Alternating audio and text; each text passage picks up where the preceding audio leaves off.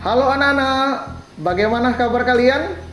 Bapak berharap kalian sehat, penuh kasih karunia dari Tuhan, dan semangat dalam pembelajaran. Baik, perkenalkan dengan Bapak Peter Sego. Hari ini kita akan belajar pada buku Pendidikan Agama Kristen dan Budi Pekerti untuk anak kelas 6. Ya, untuk anak kelas 6. Kita akan belajar pelajaran 4 dengan judul Bacalah dan Temukanlah. Sebelum memulai, mari kita memohon pertolongan Tuhan agar Tuhan menolong dan memberkati dalam pembelajaran kita hari ini. Mari kita berdoa. Bapa di surga, kami bersyukur untuk kesempatan yang berharga ini. Kami bersama anak-anak akan belajar pembelajaran yang keempat. Tolonglah dan mampukanlah kami mengerti dan memahami pelajaran ini sehingga bermanfaat bagi kami dalam pertumbuhan iman kami. Terima kasih Tuhan, kami berdoa di dalam nama Tuhan Yesus, Juru Selamat kami. Haleluya. Amin. Baik anak-anak, sebelum memulai pembelajaran ini, mari kita siapkan buku kalian. Siapkan semuanya, baik buku pembelajaran maupun Alkitab yang ada, karena ada beberapa ayat yang kita akan baca. Sudah siap? Ya. Kita akan masuk dalam pembelajaran 4. Bacalah dan temukanlah. Nah, sebelum memulai, ada tujuan dari pelajaran ini.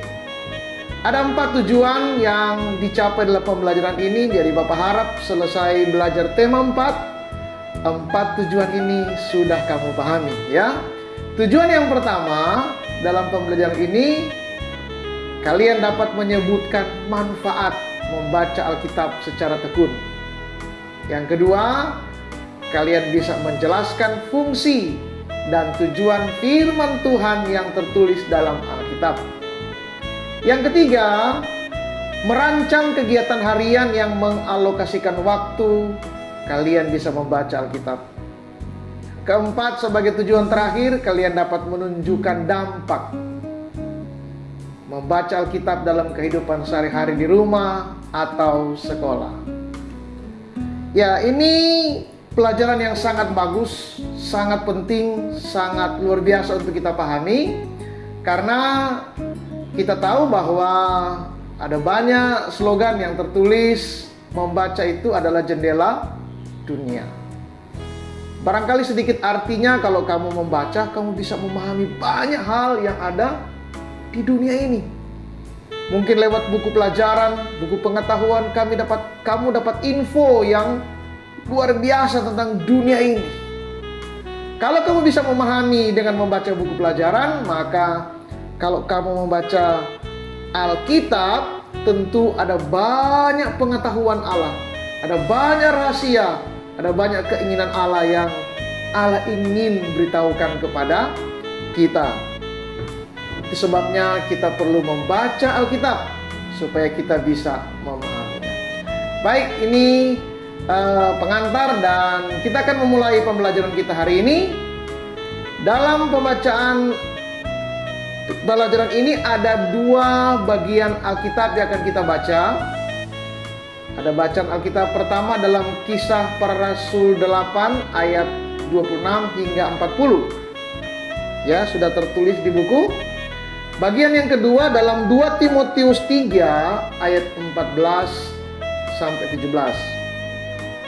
Dikarenakan ayat-ayat ini panjang, kalian bisa nanti membaca sendiri, dan Bapak akan membaca bagian yang kedua aja dalam 2 Timotius 3 ayat 14 sampai 17.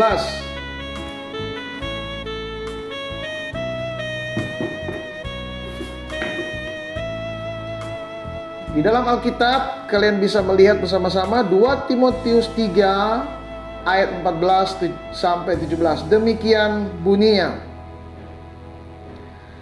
Tetapi hendaklah engkau tetap berpegang pada kebenaran yang telah engkau terima dan engkau yakini, dengan selalu mengingat orang yang telah mengajarkannya kepadamu. Ingatlah juga bahwa dari kecil engkau sudah mengenal kitab suci yang dapat memberi hikmat kepadamu dan menuntun engkau kepada keselamatan oleh iman kepada Yesus Kristus. Segala tulisan yang diilhamkan Allah memang bermanfaat untuk mengajar, untuk menyatakan kesalahan, untuk memperbaiki kelakuan, dan untuk mendidik orang dalam kebenaran. Terakhir, dengan demikian tiap-tiap manusia kepunyaan Allah diperlengkapi untuk setiap perbuatan baik. Inilah teks Alkitab yang Bapak bisa bacakan untuk kita. Nah, sekarang kita akan masuk dalam pengantar apa manfaat membaca Alkitab. Ya, untuk kita memahami manfaat membaca Alkitab, kita akan mulai dari sebuah kisah atau cerita yang sangat menarik, dan Bapak akan menyampaikan kisah ini. Seorang kakek hidup di sebuah perkebunan di sebuah pegunungan sebelah timur negara bagian Kentucky, itu yang ada di Amerika Serikat, dengan cucunya lelaki yang masih muda. Setiap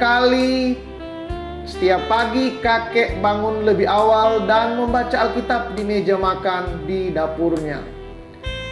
Cucu lelakinya ingin sekali menjadi seperti kakeknya dan mencoba untuk menirunya.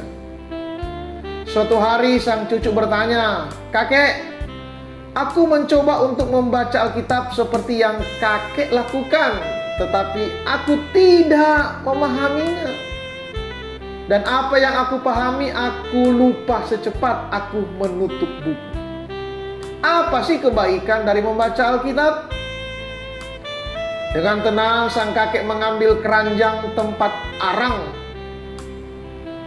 memutar sambil melubangi keranjangnya. Ia menjawab, "Bawa keranjang ini ke sungai dan bawa kemari lagi penuh dengan air."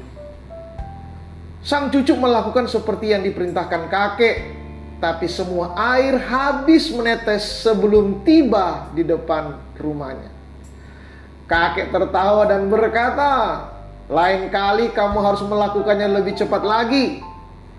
Maka ia menyuruh cucunya kembali ke sungai dengan keranjang tersebut untuk dicoba lagi. Sang cucu berlari lebih cepat, tetapi tetap lagi-lagi keranjangnya kosong.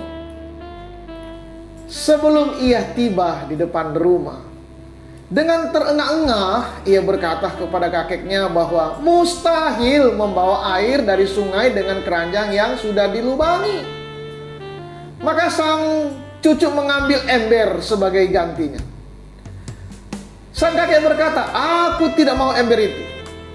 Aku hanya mau keranjang arang itu. Ayolah, usaha kamu kurang cukup," kata sang kakek sambil pergi keluar pintu untuk mengamati usaha cucu laki-lakinya itu. Cucunya yakin sekali bahwa hal itu mustahil, tapi ia tetap ingin menunjukkan kepada kakeknya.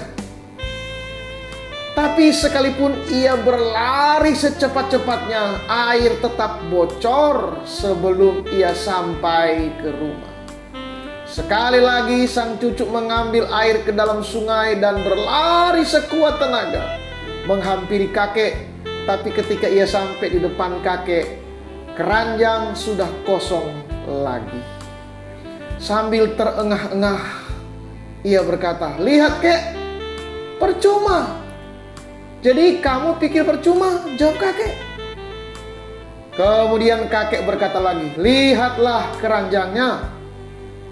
Sang cucu menuruti kata kakeknya dan melihat ke dalam keranjang itu. Dan untuk pertama kalinya ia menyadari bahwa keranjang itu sekarang berbeda.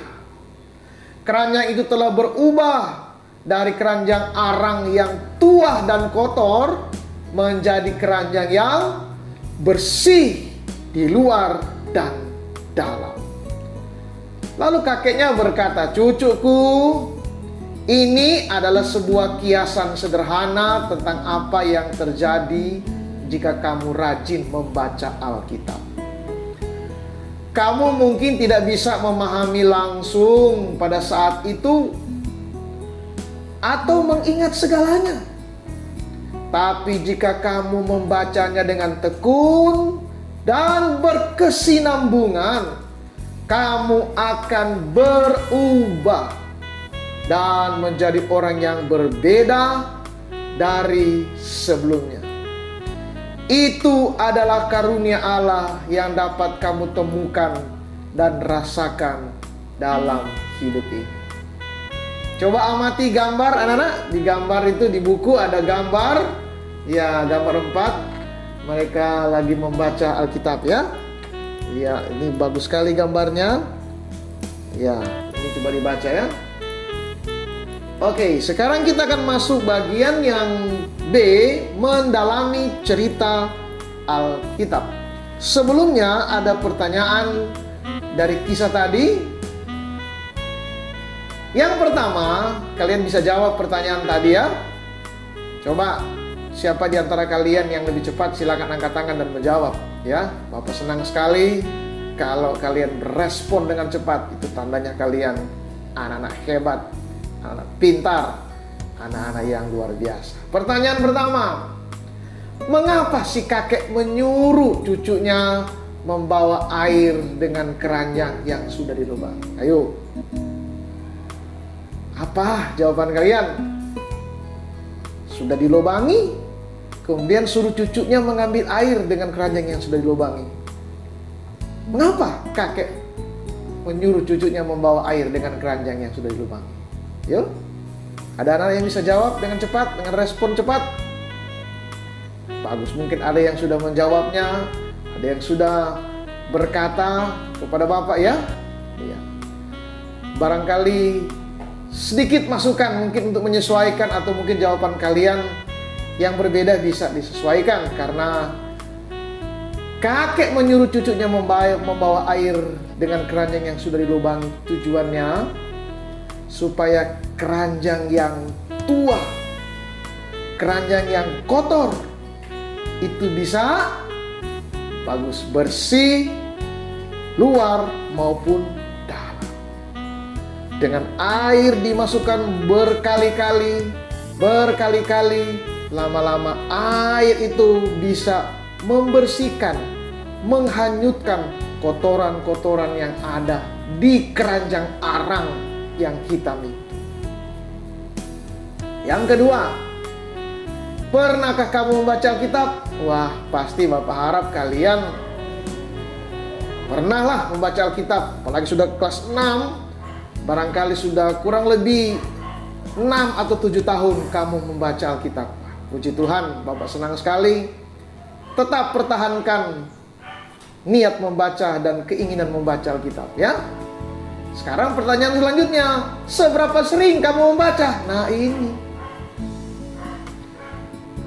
Bapak harap jangan hanya baca Alkitab ketika di gereja, ketika kamu ibadah ya. Bapak merindukan kalian akan sering membaca Alkitab. Mungkin di pagi hari, ambil waktu, atau mungkin waktu pulang sekolah, atau mungkin juga waktu malam sebelum tidur. Bacalah Alkitab. Oke? Bapak harap kalian bisa melakukannya. Pertanyaan selanjutnya, apa yang kamu rasakan dan dapatkan ketika membaca Alkitab? Kira-kira apa yang kamu rasakan ketika kamu membaca kitab suci? Jadi kalau sudah kamu baca, bisa kamu sharekan hal yang baik supaya teman-temanmu terinspirasi, mendapat semangat dari kalian ya. Ya, ceritakan ke teman-teman, banyak manfaat. Saya mungkin dituntun Tuhan, cara-cara saya yang salah, kemudian saya bisa perbaiki dengan pimpinan Tuhan. Ada banyak ajaran-ajaran yang mengajar saya sehingga saya berubah. Wah, Bapak harap kalian mulai jadi berkat, mulai menjadi saksi kepada teman-teman manfaat kalian membaca Alkitab. Itu yang menjadi tujuan dari salah satu pelajaran kita ini. Yang terakhir, apakah manfaat membaca Alkitab menurut cerita di atas. Bagaimana, anak-anak? Manfaat apa yang kamu dapat dari membaca Alkitab menurut cerita di atas? Ya, ada kurang lebih 4 manfaat kamu membaca Alkitab seperti yang ada di bacaan. Kalian bisa lihat dan simak lagi itu dalam 2 Timotius 3 ayat 14 sampai dengan 17. Oke, selanjutnya mari kita akan masuk sekarang untuk mendalami. Kita akan semakin telusuri lebih dalam lagi dalam mendalami cerita Alkitab. Nah, seperti yang Bapak ungkapkan di awal bahwa ada 2 bacaan, berarti ada 2 kisah. Dan kisah yang pertama kita akan dengar baik-baik. Ada 2 kisah dalam pelajaran kali ini. Kisah pertama menceritakan tentang seorang pejabat dari negeri Ethiopia yang berada di benua Afrika. Wow, jauh. Yang beribadah ke Yerusalem. Jarak Ethiopia ke Yerusalem tidaklah dekat, melainkan jauh sekali jarak. Dalam Alkitab diceritakan bahwa pejabat negeri Ethiopia itu pergi beribadah ke Yerusalem dengan mengendarai kereta kudanya. Tampaknya ia adalah seorang yang rajin beribadah. Kok bisa? Buktinya pada zaman itu adalah hal yang lazim bagi orang di berbagai tempat datang ke Yerusalem untuk beribadah, terutama pada hari-hari raya besar umat Yahudi. Orang datang ke Yerusalem untuk menyembah Allah orang Yahudi, walaupun ia bukan orang Yahudi. Nah, di Bait Allah di Yerusalem ada tempat, ada pelataran khusus bagi orang-orang bangsa lain, dan ada tempat yang bukan Yahudi. Jadi ada tempat yang sudah disediakan. Lalu ketika ia pulang, ia membuat sebuah gulungan kitab Yesaya. Ia membacanya, namun ia tidak memahaminya. Kemudian muncullah Filipus yang diarahkan oleh Roh Kudus untuk menemuinya. Filipus dan pejabat tersebut bercakap-cakap tentang teks yang dibaca oleh pejabat tersebut. Ia tidak memahaminya dan ia mengatakannya kepada Filipus. Rasa ingin tahu pejabat itu sangat besar, sehingga meskipun ia seorang pejabat besar di negerinya, ia tidak malu menyatakan bahwa ia tidak memahami apa yang ia baca. Dan dengan rendah hati, ia mau meminta tolong pada Filipus agar diberi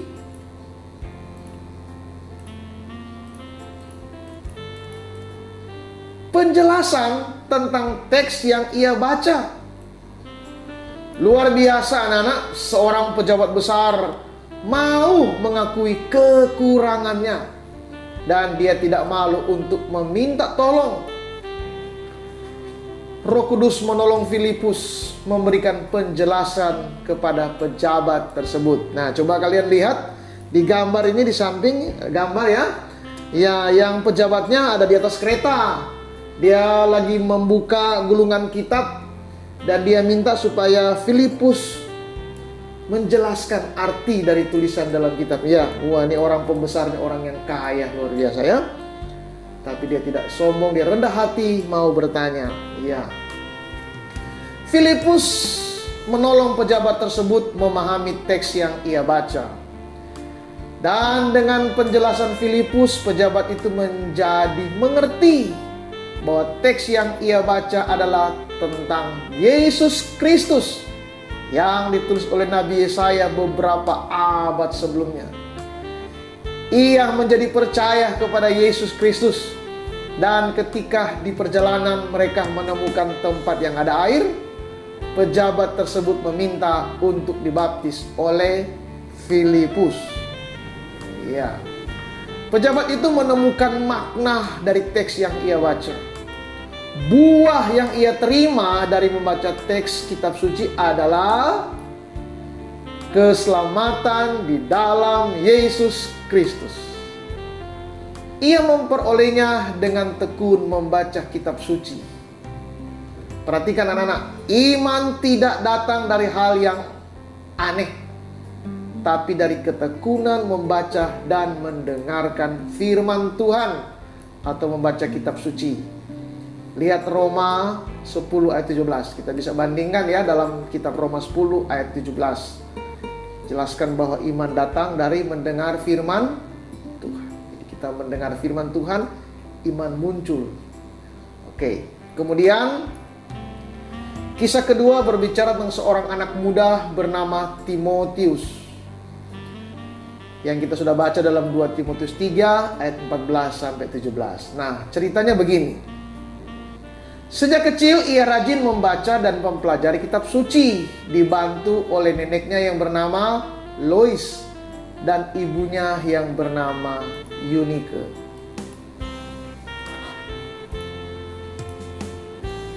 Ya, kalian bisa lihat gambar di samping, ya. Ini Timotius ini dibantu membaca Alkitab oleh neneknya Lois dan mamanya Eunike, ya. Ya, oke. Karena rajin membaca firman Tuhan dan mempelajarinya, Timotius pun tumbuh menjadi seorang pemuda yang baik dan saleh. Ia hidup benar di hadapan Tuhan dan dipercaya menjadi pemimpin jemaat di kota Listra, tempat ia berada. Menjadi pemimpin tidaklah mudah, apalagi karena Timotius masih sangat muda. Namun itu tidak membuat Timotius putus asa dalam memimpin dan mengajar jemaat agar selalu hidup menurut kehendak Tuhan dan semakin mengenal Tuhan Yesus yang mereka sembah. Timotius mengajar jemaat agar mengikuti ajaran, cara hidup, kesabaran, kasih dan ketekunan yang dikehendaki oleh Tuhan. Mengapa Timotius dapat berkata demikian? Itu karena sejak kecil ia tekun membaca kitab suci dan tidak segan mempelajarinya bersama nenek dan ibu.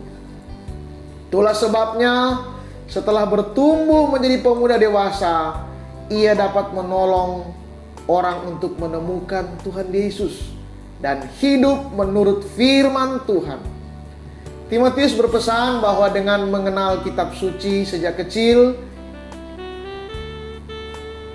hal itu akan memberikan hikmat dan menuntun kepada keselamatan di dalam Yesus Kristus. Kurang besar. Ya, coba kalian perhatikan gambar di samping. Ya. Wah, ini Timotius yang muda, sangat rajin membaca Alkitab dan suka mempelajarinya. Waduh, harapan Bapak di foto ini adalah foto kalian juga yang dengan tekun membaca firman Tuhan. Ya, dalam suratnya kepada Timotius tersebut, Paulus menyebutkan manfaat firman Tuhan yang tertulis di dalam kitab suci. Ya, yang pertama, manfaatnya adalah untuk mengajar. Coba dihafal. Untuk mengajar. Maksudnya, firman Tuhan mengajarkan berbagai hal yang menuntun pada kebaikan.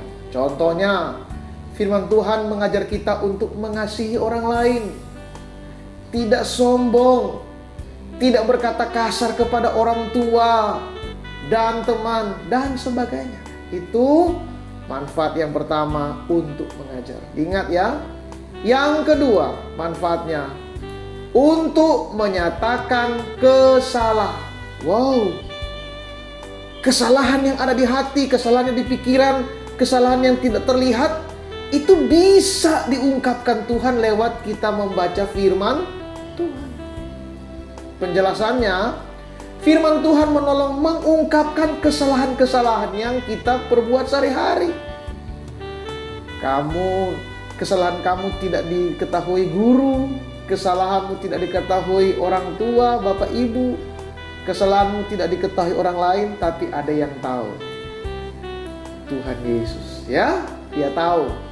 Makanya kita membaca Alkitab agar hati nurani kita semakin peka mengerti kebenaran. Contohnya, firman Tuhan menyatakan kepada kita bahwa mencuri, apalagi berbohong itu tindakan yang salah di hadapan Tuhan dan sesama. Bagaimana kita bisa tahu perbuatan itu salah? Karena firman Tuhan yang menyatakan. Itu luar biasa. Manfaat yang kedua, itu menyatakan kesalahan. Yang ketiga, manfaatnya adalah untuk memperbaiki kelakuan. Sekali lagi, untuk memperbaiki kelakuan, ini manfaat yang ketiga. Artinya, firman Tuhan menunjukkan kepada kita kelakuan dan sikap yang perlu kita perbaiki. Contohnya, ayo anak-anak, contohnya apa? Sikap iri hati dan dengki yang ada dalam diri kita. Firman Tuhan menolong kita untuk melihat bahwa iri hati itu tidak baik. Sikap ini lebih banyak berdampak buruk. Wah, ini kalau kamu iri hati, dengki, justru dampaknya buruk dalam kehidupanmu. Karena sikapnya tidak baik, kita harus mengubahnya menjadi baik. Itu manfaat yang ketiga. Yang keempat, manfaat yang keempat adalah untuk mendidik orang dalam kebenaran. Jadi manfaat yang keempat adalah untuk mendidik orang dalam kebenaran. Artinya, firman Tuhan mendidik kita berjalan di jalan yang benar dan berpegang pada nilai-nilai kebenaran sesuai kehendak Tuhan. Oke, sebagai review dari 4 manfaat, coba ada yang bisa jawab? Manfaat membaca firman Tuhan. Jadi kita sekarang lagi belajar manfaat baca Alkitab. Tadi yang pertama apa? Mengajar. Bagus, ini yang pertama. Jadi untuk mereview. Yang kedua apa? Untuk menyatakan kesalahan. Pintar. Sekarang yang ketiga, siapa yang bisa jawab? Mungkin, wow, bagus. Yang ketiga adalah untuk memperbaiki kelakuan. Kita diubah. Kita punya pribadi yang baru, pribadi yang benar. Puji Tuhan. Manfaat yang keempat, ayo siapa yang bisa ikuti dan bisa membacanya dengan cepat atau mengingat? Ya, manfaatnya untuk mendidik orang dalam kebenaran firman Tuhan. Puji Tuhan. Bapak harap manfaat ini kalian taruh di pikiran, taruh di hati. Manfaat yang luar biasa untuk menolong kita dari membaca Alkitab. Pelajaran selanjutnya kita akan memahami manfaat membaca firman Tuhan, ya. Ya. Dari kisah yang tadi Bapak sudah sampaikan, coba kalian jawab, ada 2 pertanyaan, ya. Oke. Pertanyaan yang pertama, Bapak harap kalian bisa menjawab sehingga pemahaman atau pengetahuan itu berarti sekarang sudah ada dalam pikiran dan hati. Oke, jadi kita masuk dalam jawaban pertanyaan, ya. Jawab pertanyaan yang ada di buku teks ini. Pertanyaan pertama, apa yang dialami oleh orang pejabat dari Ethiopia ketika ia membaca gulungan kitab suci yang ia bawa dari Yerusalem? Ayo, anak-anak, siapa yang bisa segera angkat tangan atau menjawab? Silakan. Monggo. Bapak persilakan, ayo dengan cepat. Wah, bagus. Mungkin ada yang lain. Apa jawabannya? Bapak harap kalian menjawabnya dengan tepat, dengan benar. Nah, apa-apa, pokoknya ungkapkan dari kalian setelah mendengar kisah apa yang kalian bisa sampaikan. Sekali lagi, apa yang dialami oleh pejabat dari Ethiopia ketika ia membaca gulungan kitab suci? Ya, barangkali kita samakan, ya. Mungkin Bapak akan menolong, mungkin kalian bisa samakan. Pejabat dari Ethiopia ketika dia membaca, dia tidak memahami. Dia tidak mengerti. Dia berulang kali membaca, dia tidak memahami. Jadi terkadang kita waktu membaca juga bisa tidak memahami, nggak masalah. Yang penting kita baca dulu. Nah, jadi yang dialami pejabat Ethiopia adalah ketidaktahuan isi dari gulungan kitab suci itu. Yang kedua, pertanyaan selanjutnya, lantas siapa yang menolongnya untuk memahami dan apa yang ia lakukan? Ayo, wah kalian langsung jawab ya. Benar. Yang menolongnya adalah oke, betul, Filipus. Wah, luar biasa. Kalau ini gampang ya.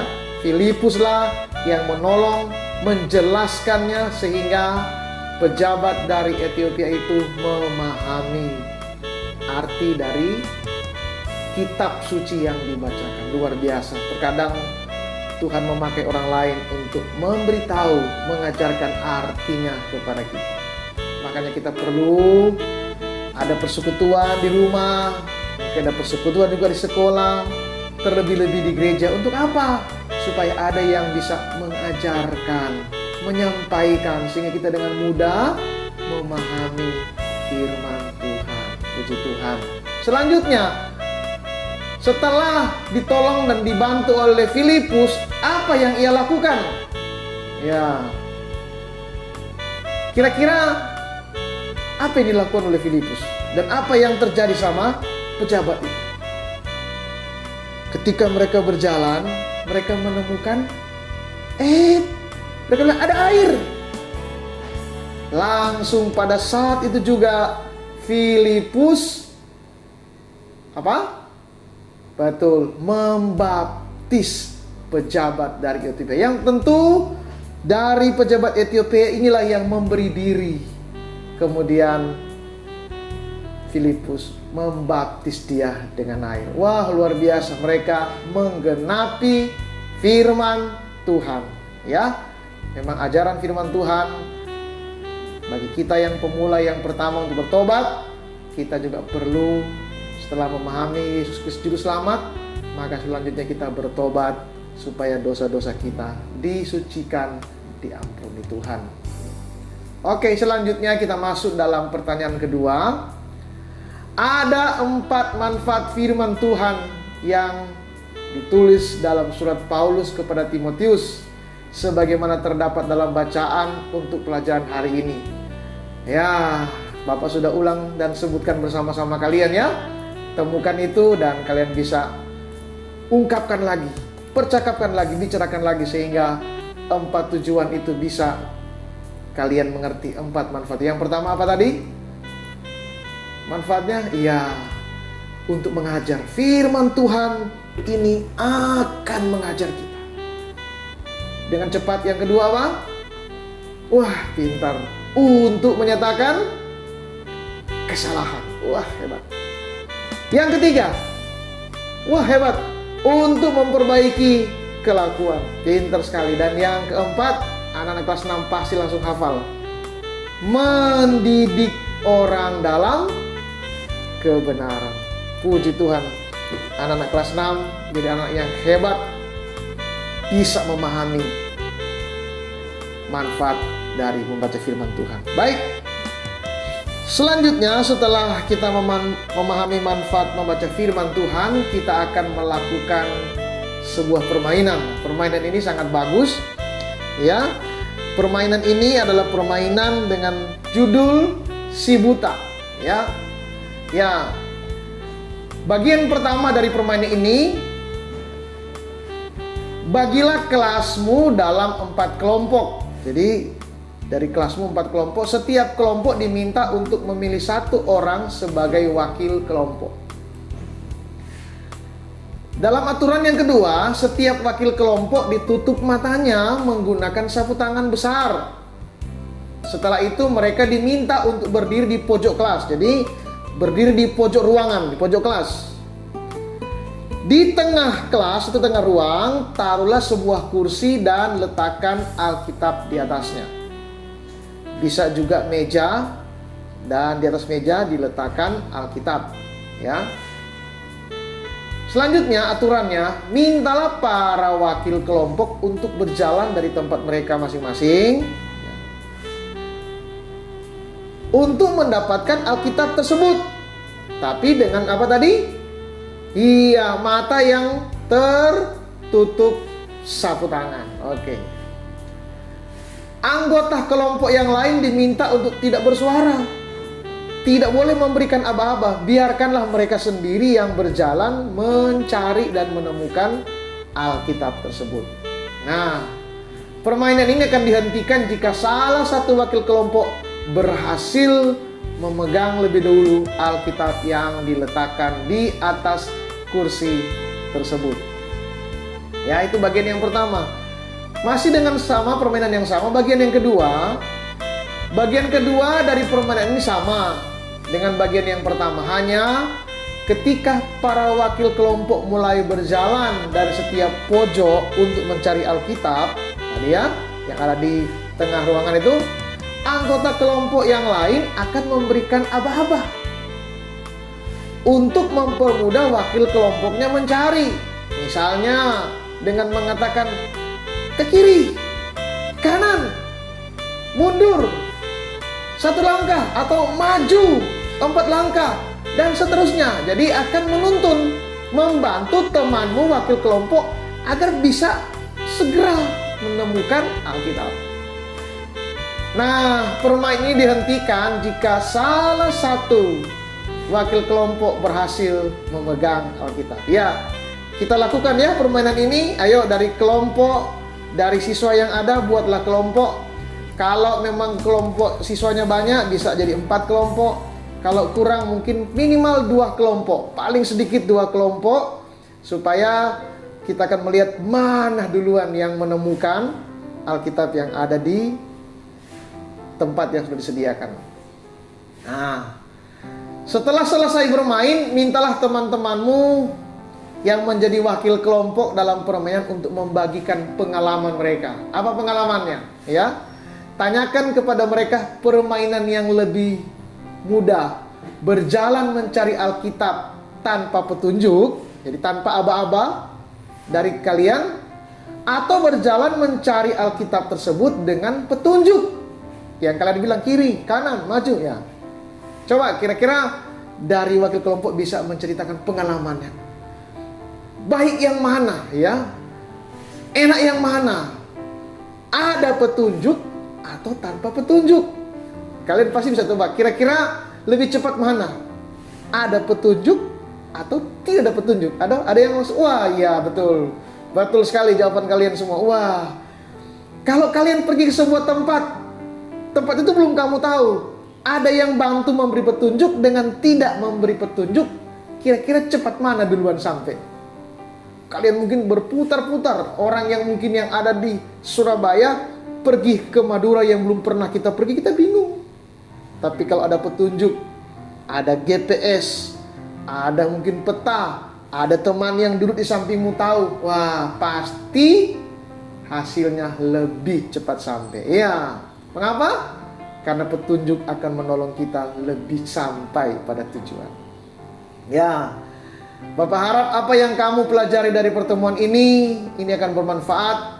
Karena dengan kamu membaca, kamu menemukan manfaat luar biasa dari pelajaran ini. Sekarang bagian D, kita akan masuk dalam pendalaman materi ya. Pendalaman materi membaca firman Tuhan dan dampaknya pada pertumbuhan iman. Wow, apa dampaknya dalam pertumbuhan iman? Bagi banyak anak, kegiatan membaca tidak disukai, apalagi jika tidak ada gambar. Tetapi, tahukah kamu jika tidak membaca, maka ada beberapa efek buruk yang akan terjadi pada dirimu. Antara lain, otak di kepala akan terbiasa pada hal yang mudah dan akan susah diajak untuk berpikir menyelesaikan suatu masalah. Kamu jadi pelan ya, jadi slow bloomer, jadi lebih lambat gitu ya. Tapi orang yang suka membaca itu dia waduh, cepat dia, jadi fast respon, cepat berpikir. Dia kalau di handphone tuh cepat kan, enak gitu ya. Ya, itu karena suka membaca. Pada hal-hal yang mudah dan akan susah diajar untuk berpikir menyelesaikan suatu masalah. Lalu akibatnya kamu tidak akan suka diajak berpikir. Itu dampaknya. Dan tidak tajam memahami sesuatu. Wah, kasihan ya. Bapak harap kalian anak cerdas harus tajam dalam berpikir. Kritis, cerdas, hebat. Makanya kalau ada kesempatan membaca, baca buku. baca pengetahuan. Terlebih kita pelajaran hari ini mengajar kita untuk baca dan temukanlah perkataan-perkataan Tuhan dalam firman Tuhan. Ya, sayang bukan? Karena Tuhan menciptakan otak untuk dipakai berpikir menyelesaikan banyak hal atau menemukan hal-hal yang baru. Seperti para penemu-penemu dunia, ya. Nah, karena itu kamu harus membuat dirimu suka membaca.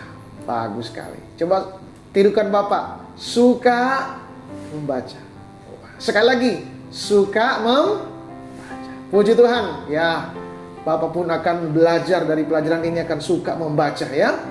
Sama juga dengan kalian, Bapak harap kamu akan suka membaca firman Tuhan. Bagaimana dengan membaca kitab suci? Tentu saja kamu juga harus menyediakan waktu untuk membaca. Nah, ini.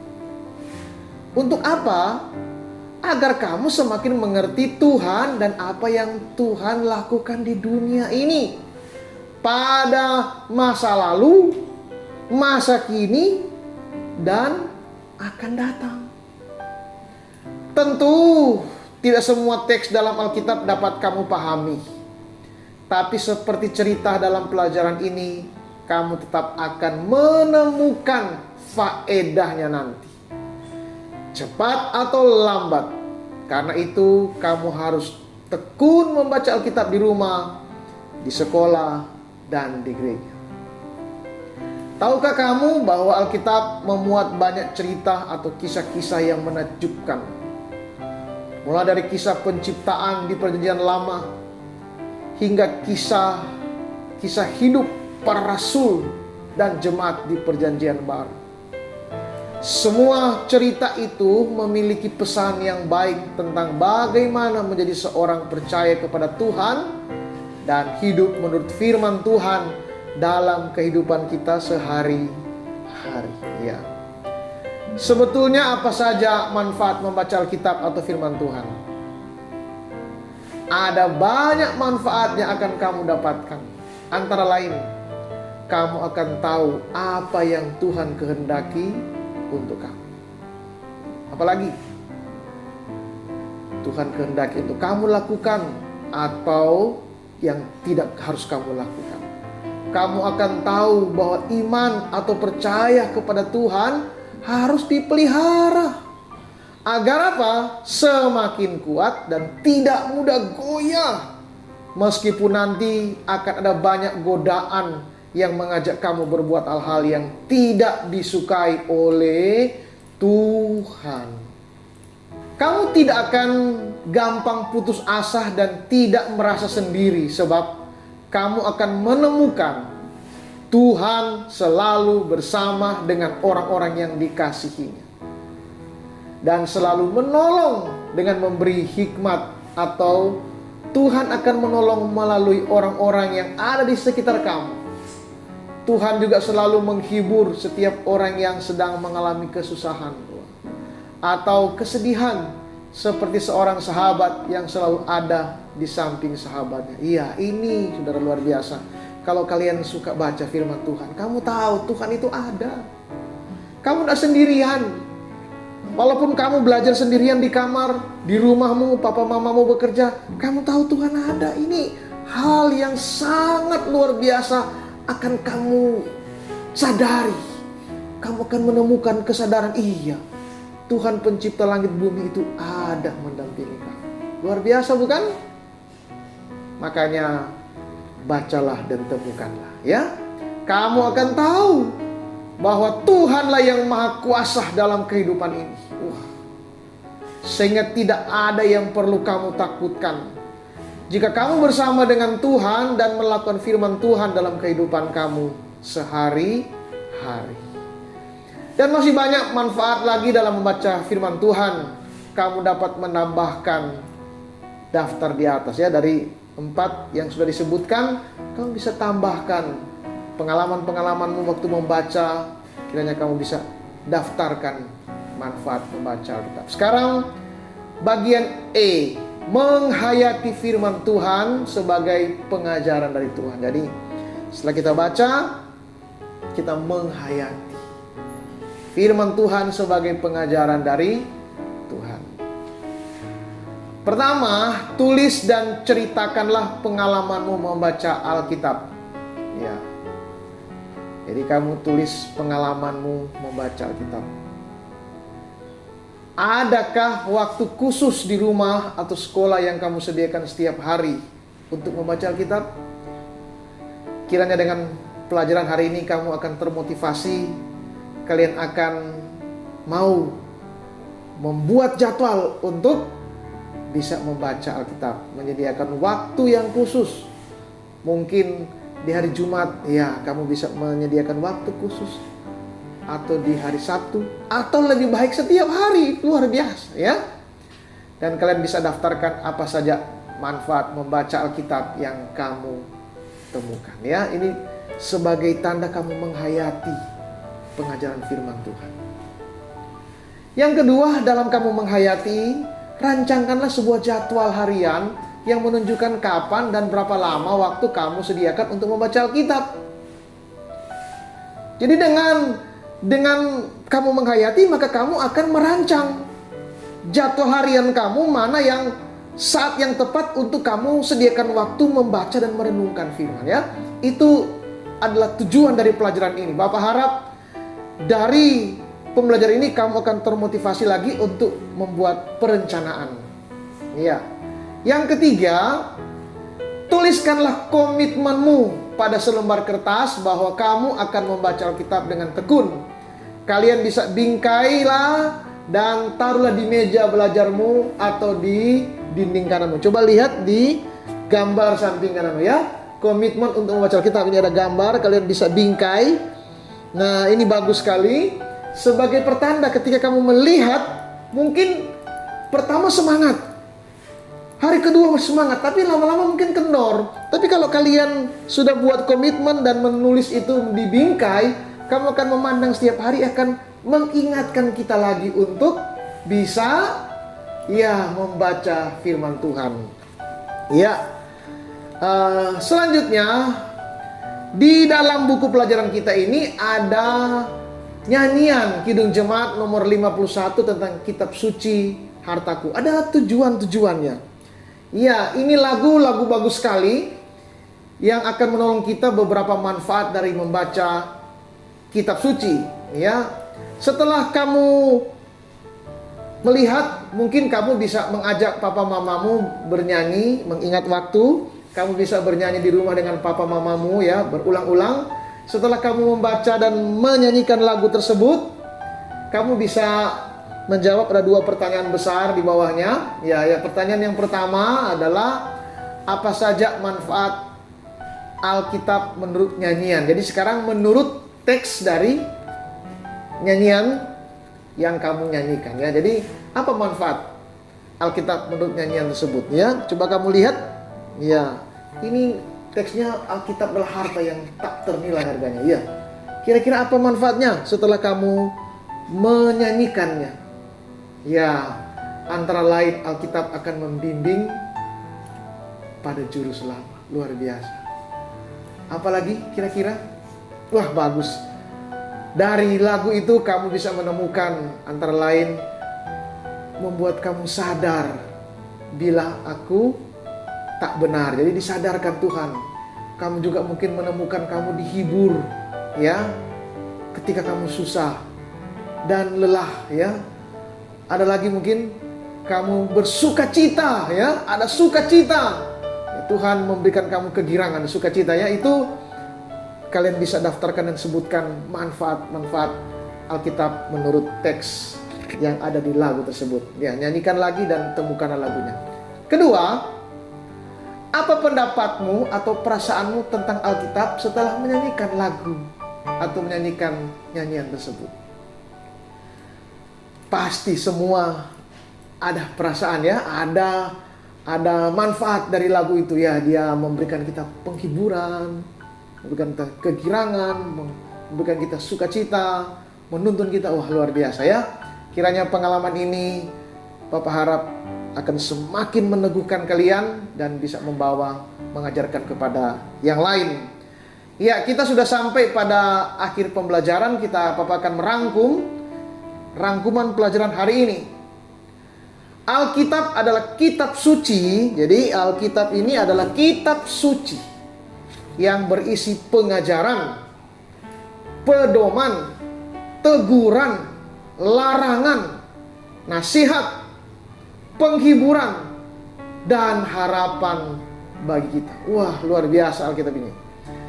Jadi dengan membaca Alkitab, kita dapat mengerti bagaimana Allah menuntun hidup manusia. Jadi Allah menuntun hidup manusia dari dahulu, sekarang, hingga selama-lamanya. Jadi Tuhan menuntun manusia. Kita juga menjadi tahu apa yang Tuhan kehendaki untuk kita lakukan dalam kehidupan kita sehari-hari. Ini menjadi rangkuman pelajaran kita hari ini.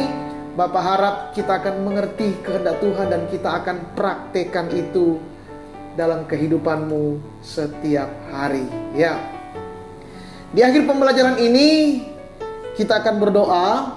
Jadi kita bersyukur kepada Tuhan karena Tuhan sudah menolong kita memahami pelajaran kita hari ini. Mari kita akan berdoa. Terima kasih Bapa yang baik karena Engkau sudah menolong kami memahami pelajaran yang keempat. Kami membaca dan menemukan.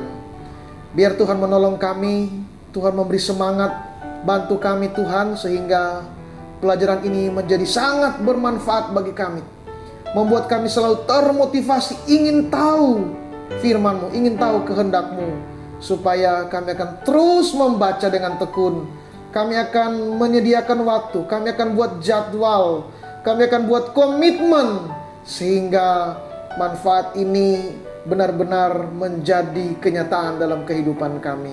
Bapak terima kasih, berkati setiap siswa yang sudah belajar agar mereka bertumbuh dalam kebenaran. Dalam nama Tuhan Yesus kami berdoa. Amin.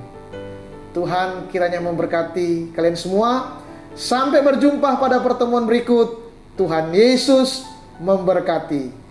Bye.